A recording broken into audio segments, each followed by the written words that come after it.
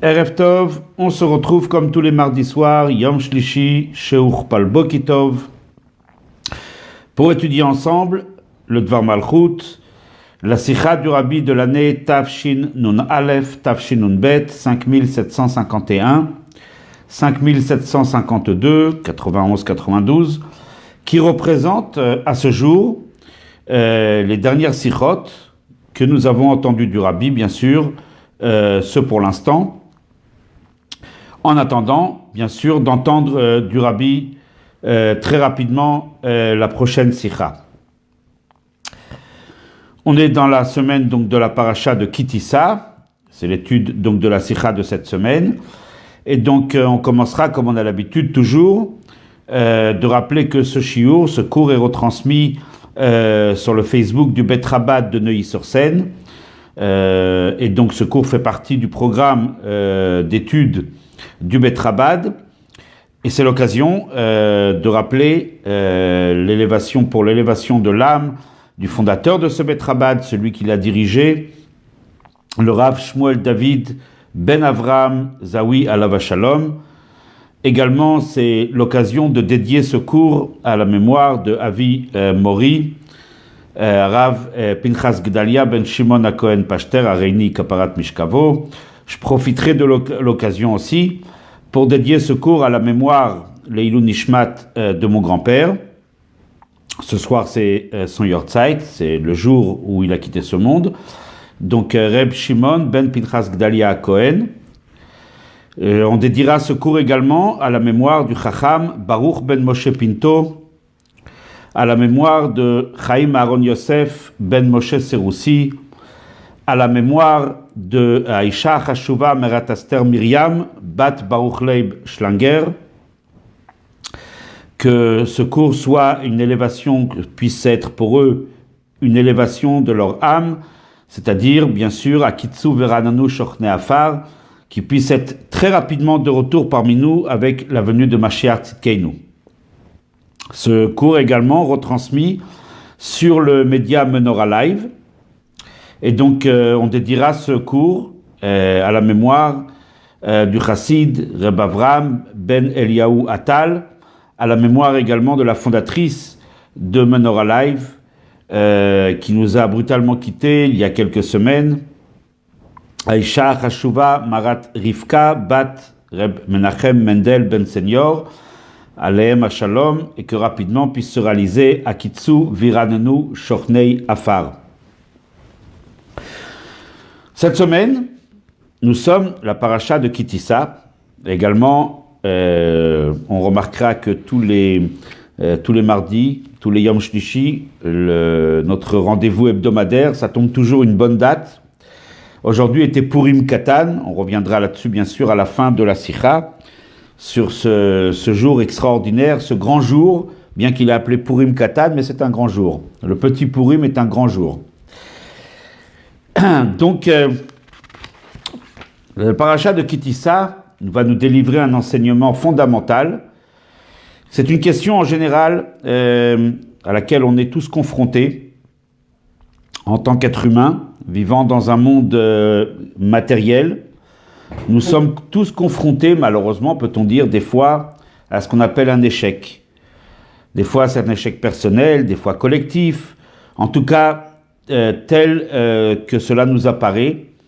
Très souvent, on est face à une yérida, un échec, une chute.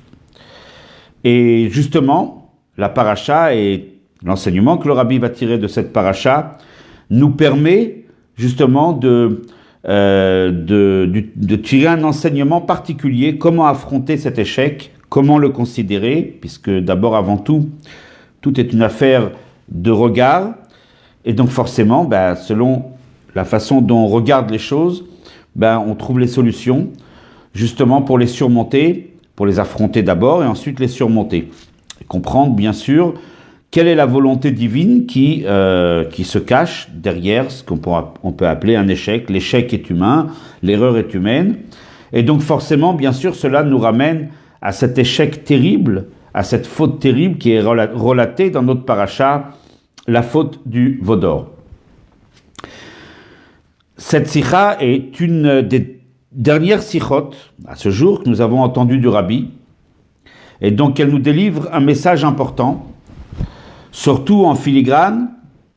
On pourrait tirer un enseignement pour nous dans notre situation. Le Rabbi nous a préparé, il y a de cela déjà 30 ans, il nous a préparé, il nous a amené aux portes de la Géoula, et il semblerait, en tout cas à un regard humain, qu'on a connu un contretemps, puisque ça fait 30 ans qu'on ne voit pas le Rabbi, du moins 28 ans, mais ça fait 30 ans que le Rabbi est tombé malade, le 27 Adar Rishon, et donc nous n'avons pas entendu de Sikha du Rabbi, et on pourrait s'interroger, est-ce que ce plan, le plan que le Rabbi a dessiné pour nous, ce plan qui était de nous amener, et qui est toujours de nous amener à la Géoula, à Mitit V'Ashlema, n'a-t-il pas connu un contretemps, ou peut-être que Dieu préserve un échec, justement?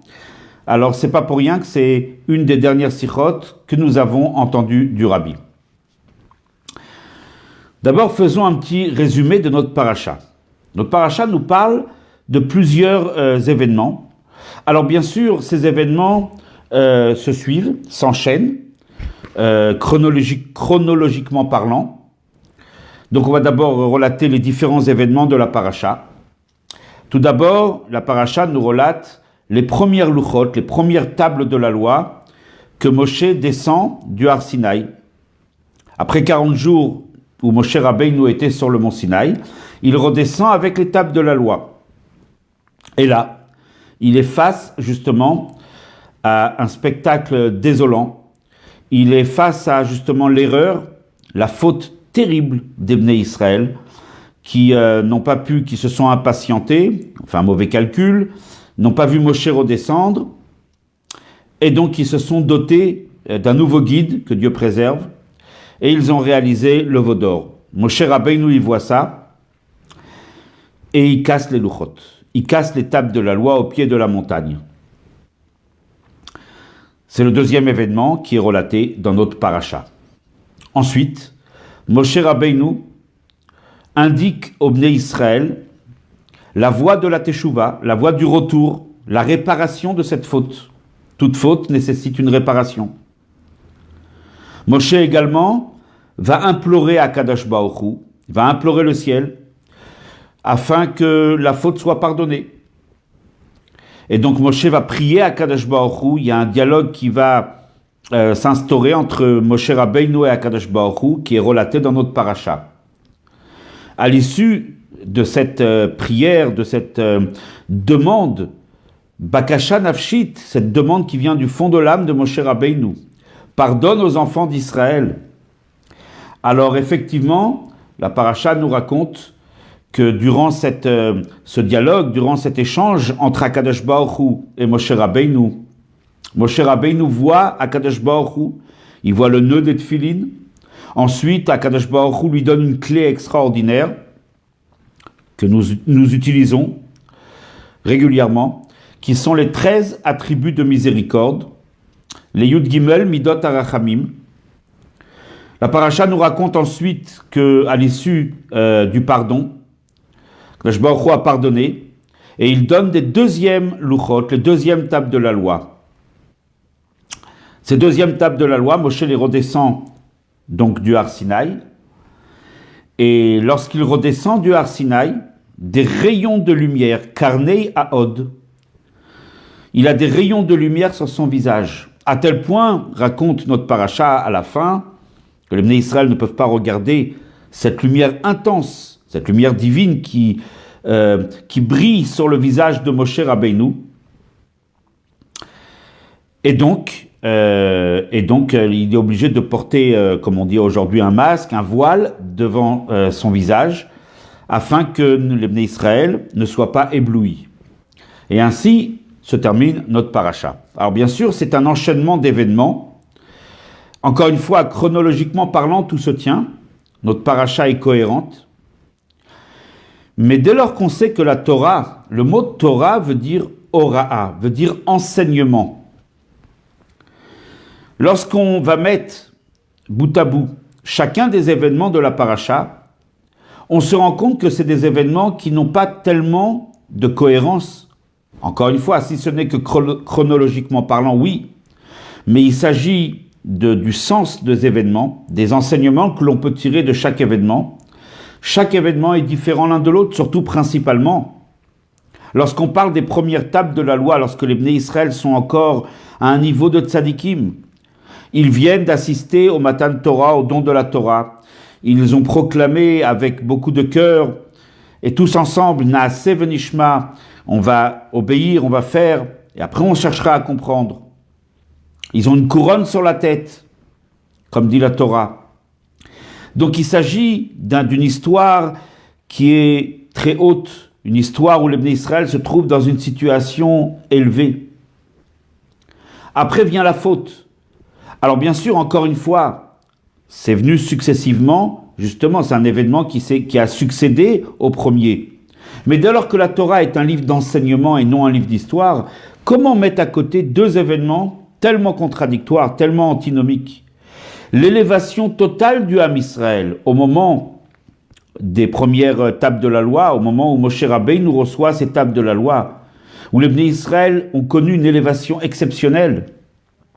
Comment mettre juste à côté l'histoire où les Bnei Israël ont fauté? Moshe est obligé de jeter les tables et de les casser, de les briser. C'est vrai qu'Akadosh Baruch Hu va lui dire « Bravo, c'est bien ce que tu as fait ». Mais comment mettre bout à bout, comment mettre à côté ces deux histoires qui traitent de deux sujets différents? L'élévation la plus haute et la chute la plus brutale du Ham Israël. Comment mettre ces deux événements l'un à côté de l'autre? Et puis après le pardon, les deuxièmes louchot. On remonte encore une fois à une situation où les Bnei Israël ont réparé leurs fautes et ils reçoivent les deuxièmes louchot. Encore une fois, une élévation.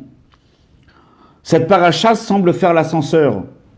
Et forcément, les événements qui s'enchaînent n'ont pas forcément de cohérence les uns avec les autres, bien qu'encore une fois, chronologiquement parlant, c'est une suite. Mais encore une fois, la Torah n'est pas un livre d'histoire. Ce qui va nous étonner encore plus, dit le Rabbi, c'est qu'on sait très bien que le nom d'une paracha est un résumé de toute la paracha. Cette paracha s'appelle Kitissa. Ça veut dire lorsque tu compteras. Mais là n'a pas été employé le verbe compter, mais élever, Kitissa, lorsque tu élèveras la tête des Bnei Israël. C'est une paracha qui a comme titre l'élévation, Kitissa. Comment peut-on parler d'élévation? Lorsque le cœur de la paracha nous parle justement de la chute brutale du Ham Israël. Comment cette chute peut être racontée dans une paracha qui a pour titre Kitissa, l'élévation? Cette histoire qui est encore une fois la grosse partie de la paracha ne correspond pas avec le titre. Comment peut-on parler d'élévation dès lors que les Bnei Israël ont chuté d'une façon terrible, d'une façon brutale? Ils ont commis la faute la plus grave, Avodah Zara, l'idolâtrie, la faute du Vaudor. Ces deux questions, bien sûr, c'est ces deux questions que le Rabbi va traiter dans la Sikha. Pour donner la réponse, le Rabbi d'abord va développer un point, une petite introduction. On sait très bien, et comme on l'a dit, que la Torah n'est pas un livre d'histoire, mais un livre d'enseignement. Par conséquent, il y a ici des enseignements à tirer de chaque paracha. Chaque paracha est un livre, est une histoire qui n'en est pas une, mais qui vient nous délivrer des enseignements au quotidien, des enseignements concrets, concernant le service divin, Avodat Hashem. Chaque paracha a un message particulier. Nous vivons chaque semaine avec une paracha qui nous délivre un message particulier. Dans la Avodat Hashem, dans le service divin, il y a multiples facettes, il y a multiples aspects de ce service divin. Chaque paracha vient nous apprendre, nous enseigner, nous éclairer sur un des aspects de notre relation avec Akadosh Baruch Hu et de notre mission sur terre. Néanmoins, nous dit le Rabbi, cette paracha comporte un message qui n'est pas un message particulier, une des facettes de la Avodat Hashem.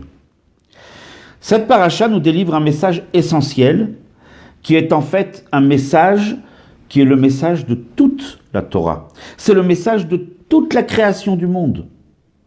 C'est un message essentiel qui concerne toute la Torah entière. Quel est ce message? Akadosh Baruch Hu a créé le monde. Le monde a été créé d'une façon ordonnée. Akadosh Baruch Hu a créé le monde, il le fait exister, et il en va ainsi pour le monde dans sa globalité, mais aussi pour chaque événement, pour chaque mission, chaque vie particulière de chaque être humain sur Terre. Cette mission est, encore une fois, l'histoire du monde, obéit à un plan divin bien précis, qui comporte 3 étapes, telles que le rabbi les appelle, Rosh, Tor, Sof. Rosh, c'est la tête, Tor, c'est le milieu, Sof, c'est la fin. Dans chaque réalisation, donc il en va déjà en premier lieu de la création du monde, il y a un début, il y a un milieu et il y a une fin. Pour comprendre un petit peu plus, le début, c'est le plan. Lorsqu'on va réaliser quelque chose, chacun d'entre nous, lorsqu'on réalise quelque chose, on doit d'abord avoir un plan précis avant de commencer une réalisation concrète et pratique. On doit établir un plan. Lorsqu'on veut construire une maison, il faut d'abord dessiner les plans. Lorsqu'on veut réaliser n'importe laquelle des actions, que ce soit une action matérielle, physique dans ce monde, ou une action spirituelle, comme lorsque par exemple on s'apprête à faire une mitzvah, alors il y a un plan. Qu'est-ce qu'on va faire? Qu'est-ce qu'on s'apprête à faire? Quel est le but? On va définir ici, dans ce plan, le but recherché et le moyen pour y arriver. Ça, c'est la première étape, la tête. Il y a ensuite l'étape du milieu qui est le développement lui-même, l'action, le concret, le réel. Et enfin, on arrive à la fin, lorsque tout est prêt, lorsque tout est terminé, là on arrive à la perfection, la shlemut, lorsque la finalité a été atteinte. Ce sont les 3 étapes qu'Akadosh Baruch Hu a fixées, en premier lieu concernant toute la création du monde, mais également chaque réalisation divine, et nous avons été créés à l'image d'Hachem. Lorsque nous apprêtons à accomplir une mitzvah, à réaliser un projet, ainsi ce projet doit obéir et doit passer par ces 3 étapes, Rosh, Tor et Sof. Le début, le plan, le développement, l'action, et la finalité, c'est-à-dire lorsque tout a été terminé et lorsque le but a été atteint. De façon plus particulière, on voit très bien que c'est ainsi qu'Akadosh Baruch Hu a créé le monde. Nous disent nos sages, Akadosh Baruch Hu a regardé dans la Torah et il a créé le monde. Estakel bo'oraita ou bara alma. Akadosh Baruch Hu a regardé dans la Torah et ensuite il a créé le monde. C'est-à-dire que la Torah est le plan divin pour la création de ce monde. C'est dans la Torah qu'Akadosh Baruch Hu a établi son plan avant de le créer. C'est normal que la Torah, donc, a été, si on peut dire, Akadosh Baruch Hu a regardé la Torah, puisque c'est son plan, et ensuite il a créé le monde. La Torah, dit le Rabbi, c'est le Yesod, c'est la base, c'est le plan. Tout est inscrit dans ce plan. Tout est contenu dans ce plan divin qui est donc représenté par la Torah. Ensuite est venue la réalisation. On pourrait dire le chantier. C'est la création du monde au concret. C'est la création, et cette création qui se poursuit chaque jour, puisqu'on dit qu'Akadosh Baruch Hu, il crée le monde à chaque instant de nouveau, Amechadesh betuvo bechol yom tamid maaseh bereshit. Akadosh Baruch Hu renouvelle l'action du début, du Bereshit, de la création du monde à chaque instant. Donc il y a ensuite cette phase qui s'appelle la phase du chantier, de la réalisation, de la construction. Enfin, on arrive ensuite à la troisième étape, qui est la finalisation, lorsque tout a été fini. Cette étape est donc l'étape finale, lorsque le monde est arrivé à sa perfection. C'est donc l'étape de la Géoula, Amitit V'Ashlema, l'étape de la délivrance. On pourrait également nommer ces trois étapes par ce qui est le potentiel, le Kohar, ça c'est la première étape, tout est en potentialité. Ensuite, il y a le concret, et ensuite, il y a la finalité. Ces trois étapes sont symbolisées et sont représentées par les trois premières lettres de l'Aleph-Bet, de l'alphabet de la Torah. Aleph, Bet et Gimel. Aleph est la première étape, Bet la deuxième, Gimel la finalité. On a dit que la première étape, c'est la Torah. La Torah est le plan divin qui va permettre la création du monde et la réalisation de ce plan. La Torah est donc le plan, c'est le Yesod, c'est la base. La Torah commence par, le don de la Torah a été débuté par le mot Anochi. Anochi commence par un Aleph. Effectivement, la première étape, le plan, c'est Aleph. Ensuite, le monde a été créé. Lorsque la Torah nous relate la création du monde, elle commence par Bereshit. Au début, au commencement, Dieu a créé le ciel et la terre. Bereshit commence par un Bet. Donc Bet, la deuxième étape, la réalisation. Et enfin, la finalité, la perfection, le summum, c'est donc là ce qu'on appelle la Shlemut, est représenté justement par cette troisième étape qui s'intitule la Géoula. Géoula qui commence par un Gimel. Donc Aleph c'est Anochi, c'est la Torah, c'est le plan divin, ce qui est en potentiel. Ensuite Bet, Bereshit, la création du monde, le travail dans le monde, d'abord la création par rapport au Créateur. Et bien sûr, les Bnei Israël prennent part à cette création. Ça, c'est symbolisé et représenté par le Bet de Bereshit bara Elohim. Au début, Dieu a créé le ciel et la terre. Et la perfection, qui est justement la Géoula, la délivrance. Géoula qui est avec un Gimel. Eh bien, nous dit le Rabbi, ces trois étapes qui sont les étapes du monde, de la création du monde, de la réalisation, qui sont les trois étapes que nous retrouvons dans chacune des actions qu'Akadosh Baruch Hu fait, que l'homme aussi se doit de faire. Ces trois étapes sont justement enseignées dans notre paracha.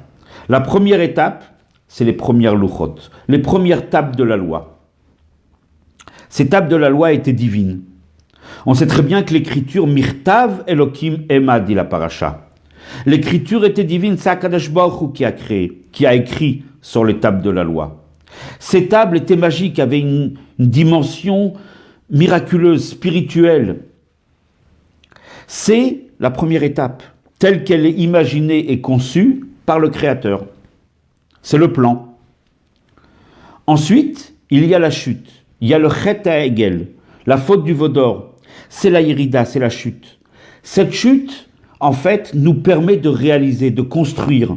C'est par la chute qu'on se construit. Cette chute n'est pas un but en soi. Elle a permis aux Bnei Israël de construire, de se construire et d'arriver et d'évoluer et de faire évoluer les plus bas, les traits les plus grossiers de leur caractère, comme on va l'expliquer un petit peu plus tard. C'est donc l'œuvre, la réalisation, le chantier. Dans un chantier, il y a de la boue, il y a de la terre. C'est pas forcément toujours très agréable, en tout cas à voir ou à s'y trouver. Mais c'est le chantier, c'est la réalisation. Donc représenté par la faute du veau d'or et la réparation, surtout que les Bnei Israël ont effectué, la tchouva qu'ils ont fait après cette faute. Enfin, il y a la remontée, il y a la finalité qui est représentée par les deuxièmes luchot, les deuxièmes tables de la loi, qui représentent ces tables, qui représentent cette Torah, qui a été donnée de nouveau aux Bnei Israël, lorsque ceux-ci ont réparé leurs fautes, et d'une façon durable et définitive. Donc voilà, en fait, on a déjà le premier élément de réponse L'enchaînement de toutes ces histoires de la paracha ne répond pas simplement à un souci chronologique, mais aussi, quelque part, vient nous apprendre que dans chaque chose, il y a toujours un début, un plan, une réalisation qui est forcément liée avec, d'une certaine façon, avec une chute.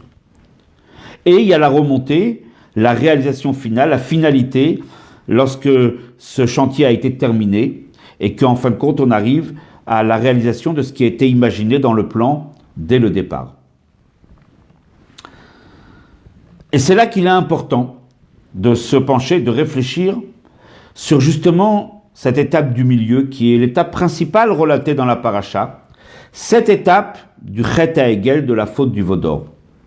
Alors certes, lorsqu'il s'agit d'étudier la paracha, et lorsqu'on n'a pas besoin de l'étudier, c'est évident que la faute du veau d'or est une yerida gdola beyoter, est une chute terrible.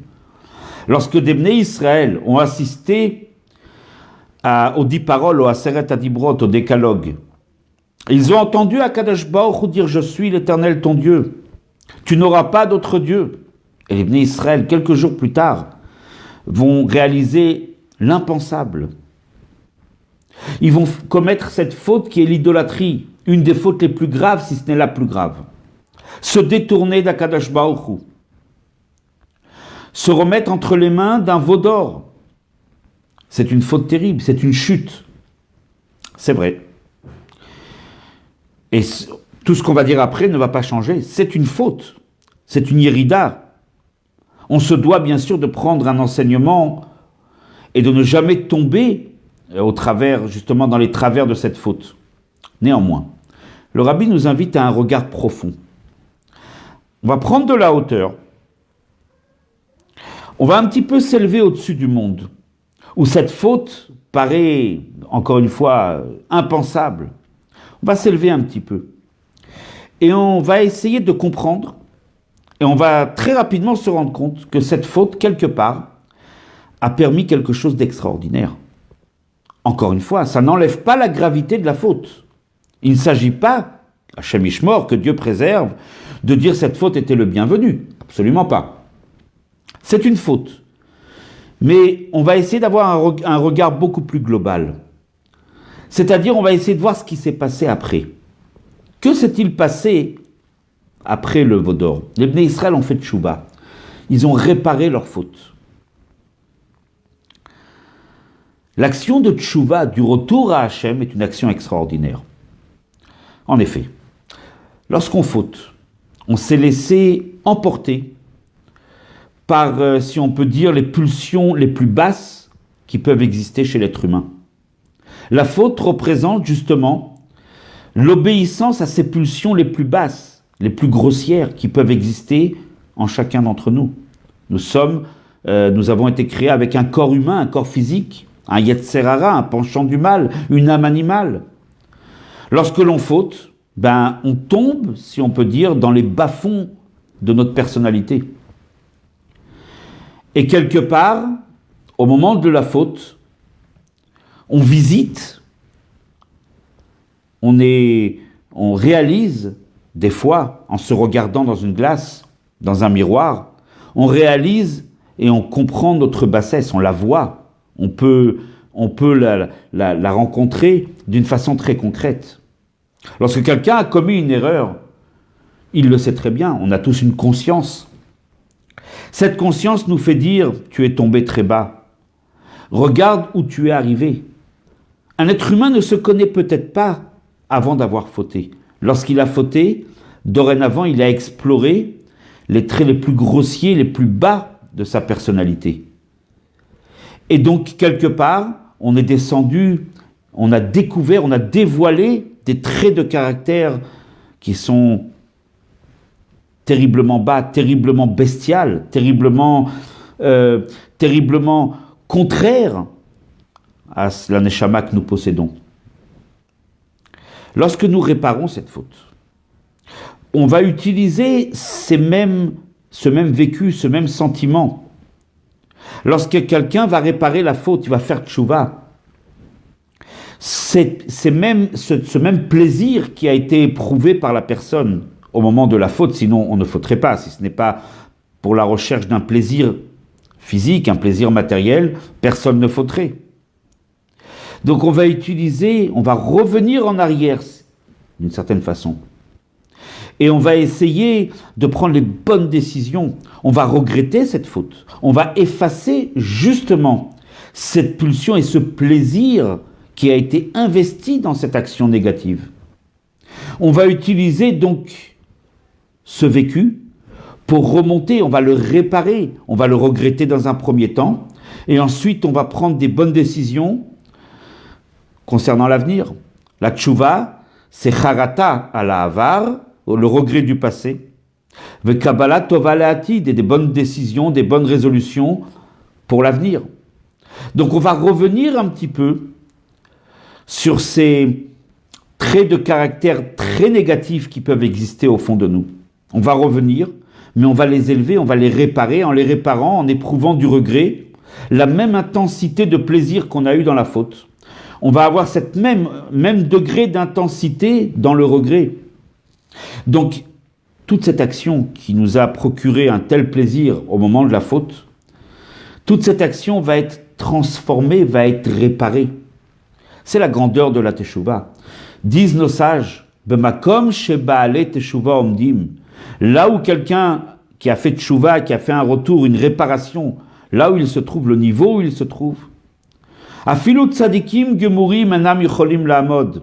Même les plus grands tzadikim ne peuvent pas se trouver. Eux n'ont pas exploré les bas-fonds de leur personnalité.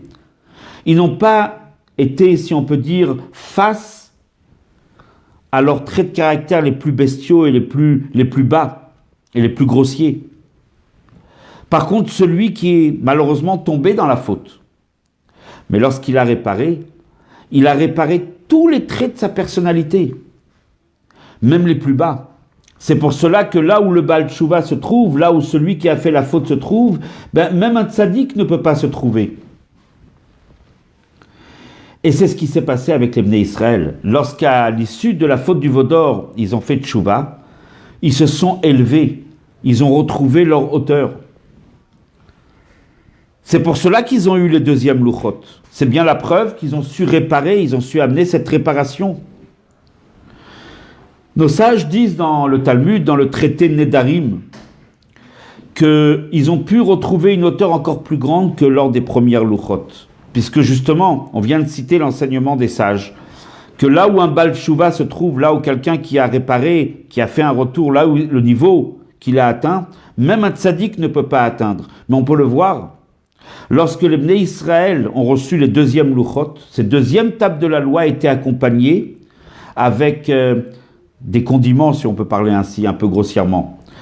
Nous disent les sages dans le traité Nedarim, il y avait des nouvelles halachot, il y avait des midrashim, il y avait des agadot, il y avait tout un ensemble, une richesse de la Torah qui ont accompagné ces deuxièmes louchot. Toute la Torah orale, une richesse extraordinaire qui n'ont pas été révélées au moment des premières louchot. C'est bien la preuve que par la réparation que les Bnei Israël ont effectuée, ils se sont élevés à une hauteur qui était encore plus grande que ce qui était la leur au moment des premières tables de la loi. Encore plus profondément, il est écrit dans le Teilim, David Amelech dit, Nora alila al bnei Adam. Il y a un stratagème terrible qui a été, si on peut dire, joué contre l'homme. De quel stratagème s'agit-il? Nous disent nos sages, dans le Midrash Tanchuma, au sujet de la faute de Adam Rishon, lorsque le premier homme a fauté, il a mangé le fruit interdit, disent nos sages, en fait, bien sûr, il a le libre arbitre, et il ne devait pas obéir à son mauvais penchant.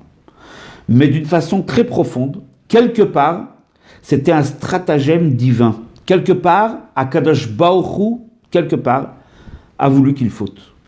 C'est incroyable de dire une chose pareille. Bien sûr, il ne faut pas faire la confusion et de dire, puisque c'est voulu par Hachem, je vais fauter allègrement. Pas du tout. Nous avons le libre arbitre, nous avons le devoir dans la Torah d'éviter la faute. Néanmoins, il faut savoir que ça fait partie d'un plan global, un plan divin. Nora alila al bene Adam.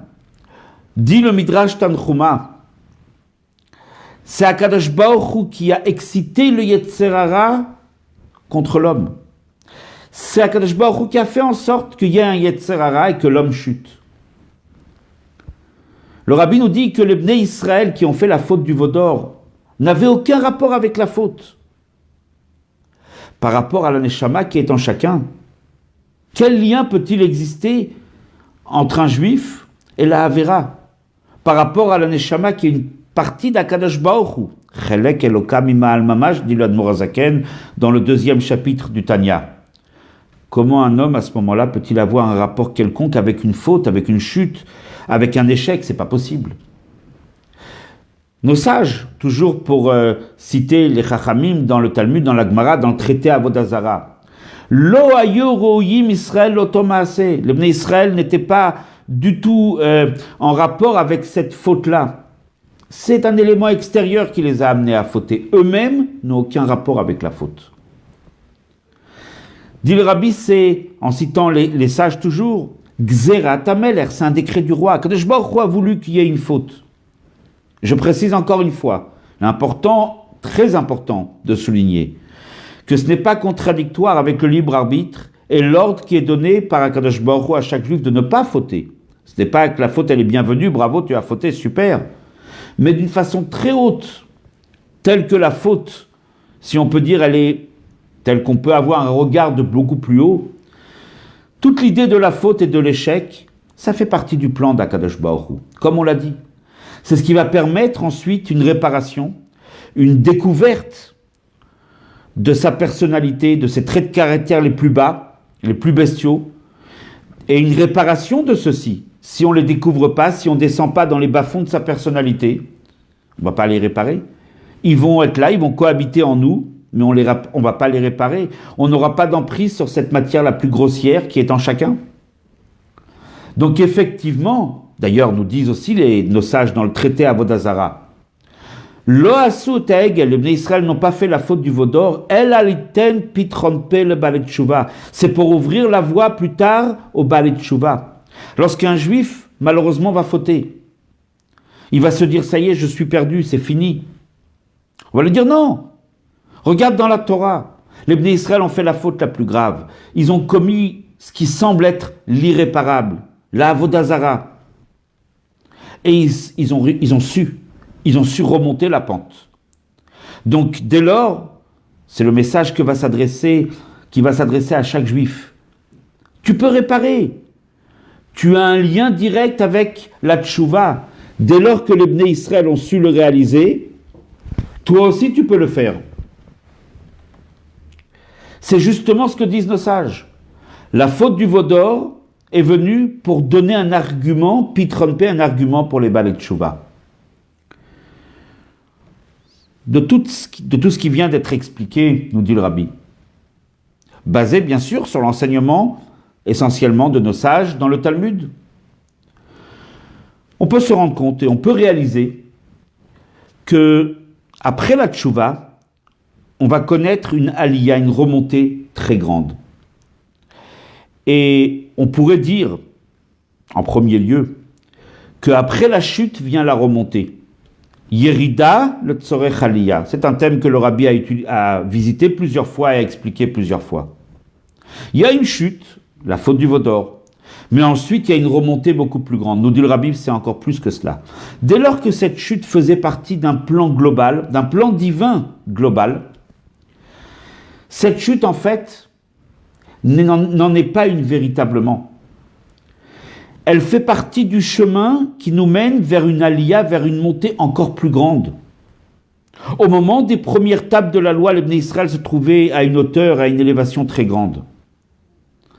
Akadosh Baruch Hu a désiré les faire accéder à une hauteur, à un étage encore plus haut, et c'est pour cela qu'ils sont passés par le Chet HaEgel, par la faute du veau d'or. Autrement dit, la faute du veau d'or est une route qui mène à cette élévation encore plus grande. Elle n'est pas une chute. Si on est capable de prendre un peu de distance et un peu d'auteur, on considérera, et encore une fois, lorsqu'on étudie ces mots et lorsqu'on entend ces mots du Rabbi, ça nous paraît tellement difficilement, en tout cas ça nous paraît difficilement concevable. Mais encore une fois, c'est vrai que la Avera n'est pas à faire. Mais si on prend un peu de hauteur, on peut considérer, une fois que la Avera a été réparée, après coup, que la Avera n'était pas une chute, était un moyen pour arriver à une hauteur encore plus grande. Elle faisait partie d'un plan global d'élévation. Voilà, nous dit le Rabbi. Quel est le lien entre les événements de la paracha? La hauteur des Bnei Israël, au moment des premières tables de la loi. La chute, celle qui est, en tout cas à nos yeux, une chute. Telle que nous vivons dans le monde, c'est une chute. On ne peut pas l'appeler autrement. Mais telle qu'elle est dans l'absolu n'est pas une chute. Et elle est un moyen pour connaître une élévation encore plus haute. Donc on comprend maintenant l'enchaînement de tous les événements de la paracha. Hormis le fait que bien sûr chronologiquement tout se tient et tout est cohérent, mais dans l'enseignement tout va ensemble. Il y a une phase de hauteur, c'est la première phase. Il y a ensuite une chute et il y a ensuite une montée encore plus grande. Voilà pourquoi nous dit le Rabbi également, cette paracha s'appelle Kitissa, qui veut dire élévation. Parce qu'en fait, toute la paracha, tous les événements de la paracha sont des éléments, chacun mis à part, qui sont des éléments, des éléments indépendants qui vont s'associer pour créer, pour amener l'élévation la plus haute des Bnei Israël. Et là, on se rend compte, et c'est là qu'on comprend qu'il y a ces trois étapes qu'on a expliquées précédemment. En effet, la première étape, les premières louchot, ce sont telles que les louchot existent par rapport au plan divin.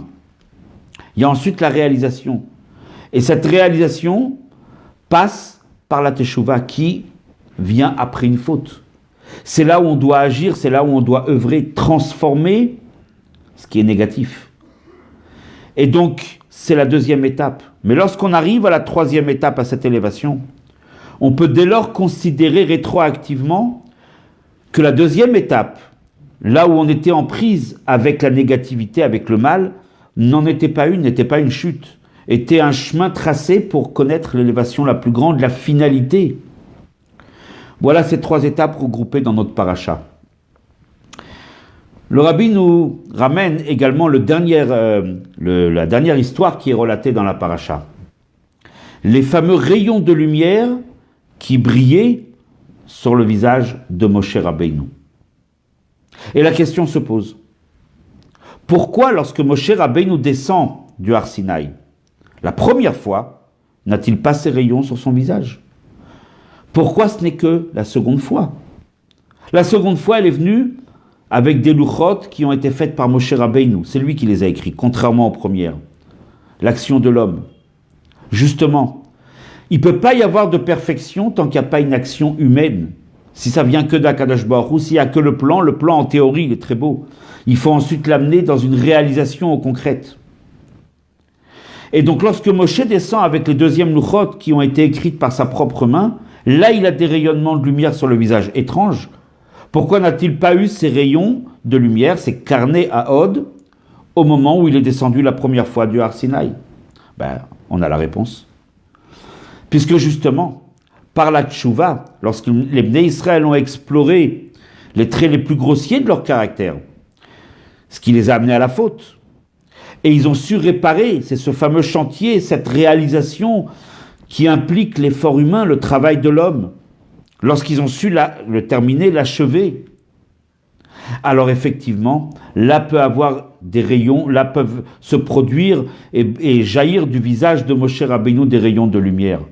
C'est justement cette hauteur, encore plus grande que la première, cette hauteur extraordinaire, qui ne peut venir que après l'effort humain, que après le travail, que après la réalisation, que après avoir été confronté à ce qui est apparenté à un échec.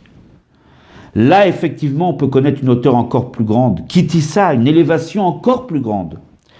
Ce niveau-là des Bnei Israël, qui sont arrivés au niveau de Baal Tshuva. Ce niveau de Baal Tshuva, que les sages disent que ce niveau-là ne peut pas être atteint par les tzadikim. C'est justement grâce aux Bnei Israël et par leur travail, lorsqu'ils ont su réparer cette négativité qui s'est exprimée en eux à ce moment-là, au moment de la faute, qu'ils ont pu amener ce rayon de lumière sur Moshe Rabbeinu. En fait, les rayons de lumière qu'il y avait sur Moshe Rabbeinu, les fameux carnets à Od, qui karan or panav, Moshe Rabbeinu avait son visage qui rayonnait. Ces rayons de lumière ne peuvent venir qu'après le travail, la réalisation de l'homme. Le plan tel qu'il est dans sa première étape, ce n'est rien. Dessiner un plan, ce n'est rien, ce n'est pas construire une maison. Il faut après venir au contact, justement, du travail. Le travail qui peut avoir aussi, qui peut réserver des fois un échec. C'est normal, c'est logique, c'est le travail humain. Mais une fois que cet échec a été réparé, on connaît une hauteur à ce moment-là encore plus grande. Et voilà pourquoi, grâce à ce travail des Bnei Israël, grâce à cette teshuva, ils ont pu procurer sur le visage de Moshe ces fameux rayons de lumière. C'est eux qui ont amené ces rayons de lumière sur le visage de Moshe. Et là, nous dit le Rabbi, ça peut répondre à une question assez étrange. Ça peut répondre à quelque chose d'assez étonnant. La paracha nous raconte que les rayons étaient tellement puissants que les Bnei Israël ne pouvaient pas voir le visage de Moshe. Ils étaient éblouis par cette lumière divine tellement forte. Moshe devait mettre un masque, un voile. Mais à la lecture des versets, il apparaît quelque chose d'assez étrange. Lorsque Moshe parlait avec les Bnei Israël, il enlevait ce voile. Lorsque les Bnei Israël quittaient Moshe pour aller reprendre leur activité, c'est-à-dire le travail dans le monde, là Moshe mettait son voile, c'est normalement le contraire. Lorsque les Bnei Israël parlaient avec Moshe, c'est là qu'ils étaient face à lui. Justement, c'est là où ils n'auraient pas peut-être pu supporter ce rayonnement de lumière. C'est là que Moshe, lorsqu'il leur parlait, c'est là qu'il aurait dû revêtir ce voile. Pourtant, c'est pile le contraire. Mais justement, toute cette lumière est venue par le travail des Bnei Israël, par cette tchouva qu'ils ont su effectuer. Donc, ils sont en mesure de la regarder. Ils se sont élevés à un tel niveau qu'ils sont en mesure, ils sont tout à fait capables. C'est eux qui ont procuré ce rayonnement de lumière sur le visage de Moshe, donc ils peuvent le regarder en face. Eux sont arrivés à ce niveau-là. Mais le monde ne l'est pas encore. C'est pour cela que lorsque les Bnei Israël vont descendre, après avoir parlé avec Moshe, après avoir entendu les paroles de Moshe qui s'adressent à eux, et donc là ils sont dans leur hauteur, si on peut dire, naturelle. Après cela, ils vont descendre dans le monde, ils vont œuvrer dans le monde. Quelque part, cela implique quelque part une descente. Une fois qu'eux-mêmes ont réparé leurs fautes, se sont élevés, mais il va falloir maintenant faire en sorte que le monde, la matérialité, la grossièreté du monde, où la présence divine n'est pas apparente, une fois que les Bnei Israël vont redescendre dans le monde, ils vont œuvrer, ils vont quitter Moshe Rabbeinu, là ils ne peuvent pas prendre cette lumière avec eux. Parce que le monde n'est pas capable, en tout cas pour l'instant, de recevoir cette lumière. Voilà pourquoi les Bnei Israël, mitzad atzmam, par rapport à eux-mêmes, sans tenir compte du monde, leur niveau intrinsèque leur permet de voir ces rayons de lumière sur Moshe Rabbeinu, parce que c'est eux qui l'ont amené.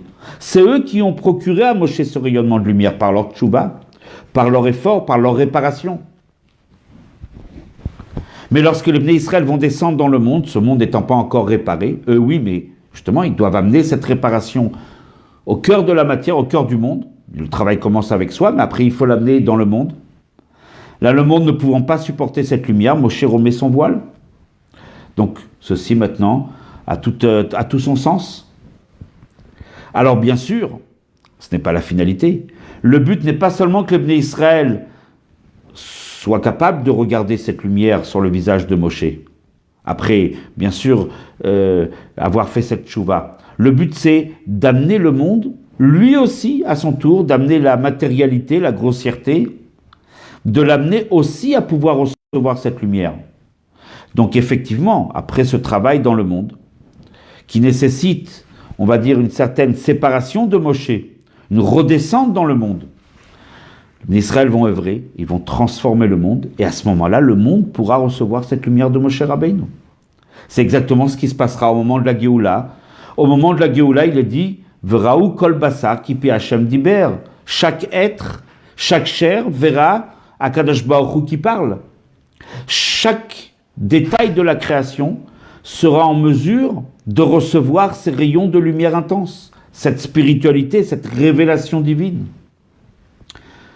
Là, on comprend maintenant, bien sûr, toute cette histoire des rayonnements de lumière. Le Rabbi nous invite à mettre tout ceci au concret. Dans notre service divin, nous avons aussi ces 3 étapes. Lorsqu'on se réveille le matin, la première étape, c'est le plan de la journée. On établit un plan. Ce plan tient en quelques mots. Modé ani lefanecha. Lorsqu'un juif se réveille, il dit modé ani.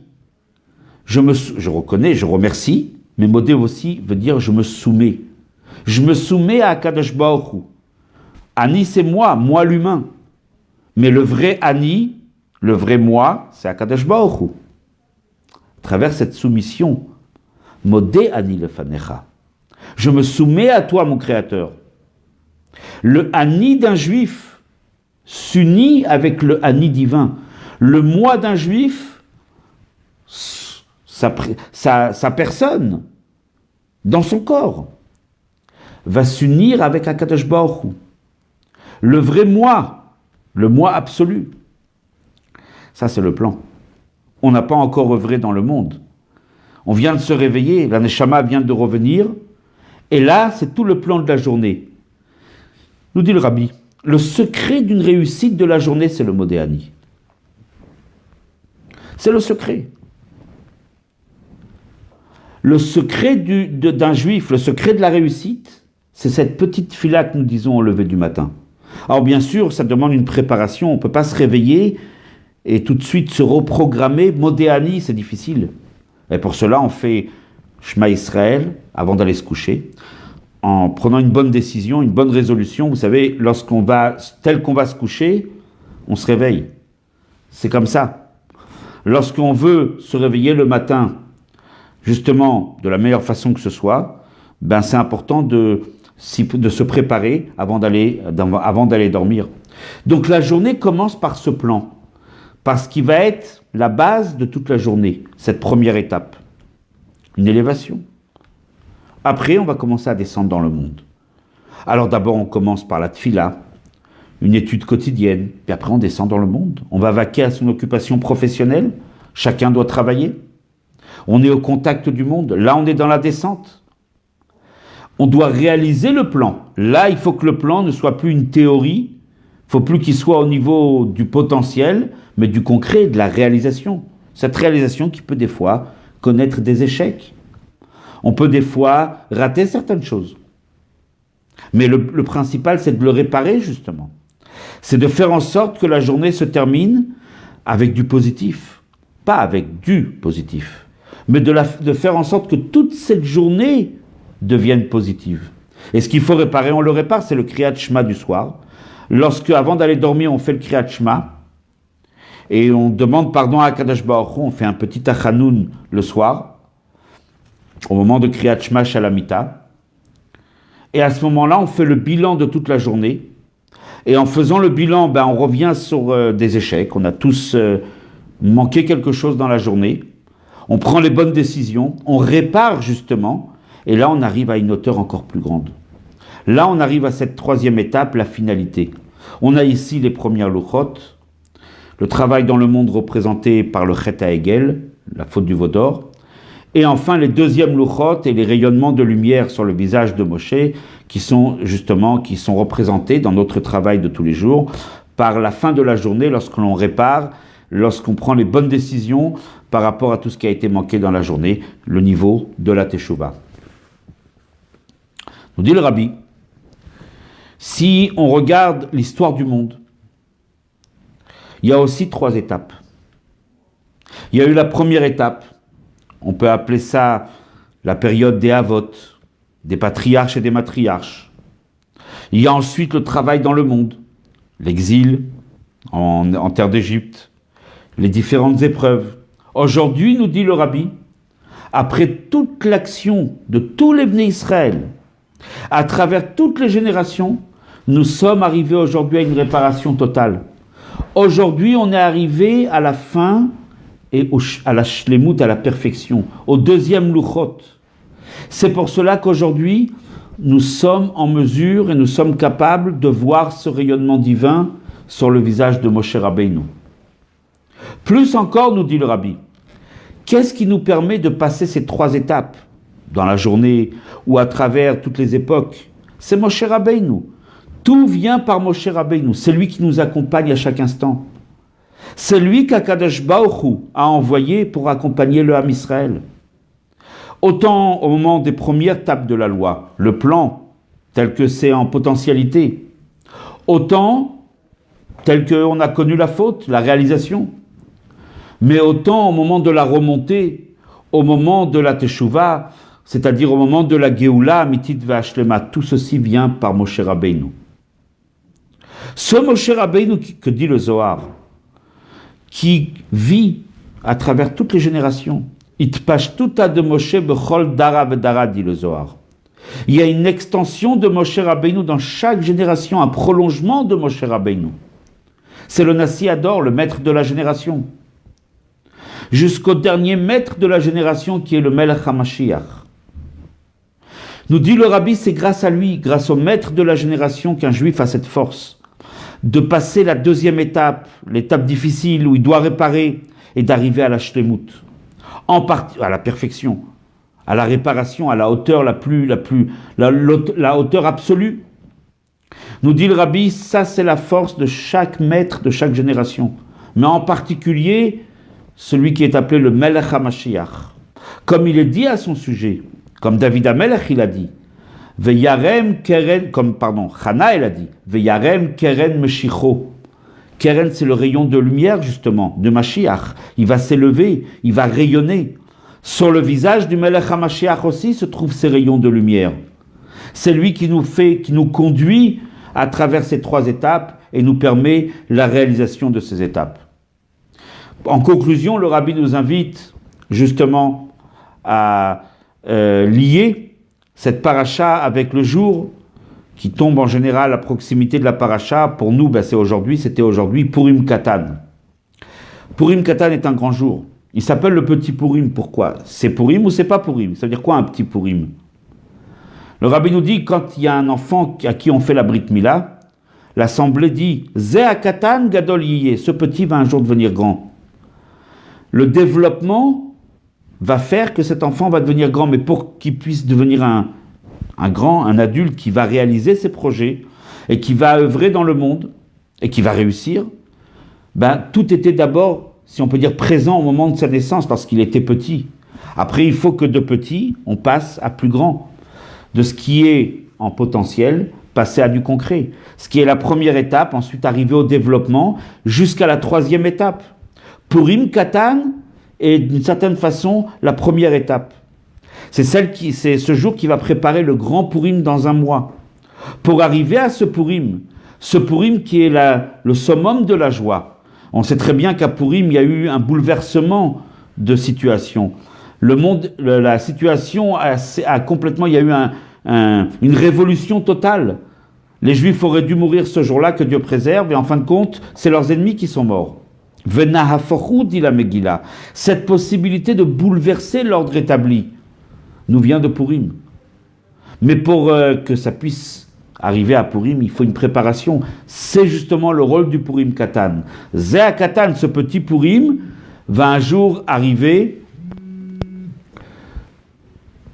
Ce petit Purim va arriver un jour à un grand Purim, va arriver justement à une grande réalisation. Alors que ceci soit très rapidement, qu'on puisse le voir très rapidement avec nos yeux, Tekef Umiyad Mamash, le plus rapidement possible, nous pouvons bien sûr voir les rayonnements sur le visage du Rabbi. On voit aujourd'hui combien que chacun a la possibilité de voir le Rabbi œuvrer dans le monde et nous amener à la shlemut, à la perfection. Alors qu'on puisse très rapidement voir avec nos yeux ces rayons d'une façon totale, d'une façon pleine, sans aucun voile. Il n'y a pas de voile. Lorsque Moshe parle au Bnei Israël, il n'y a pas de voile. Alors déjà, nous pouvons goûter ces rayons de lumière.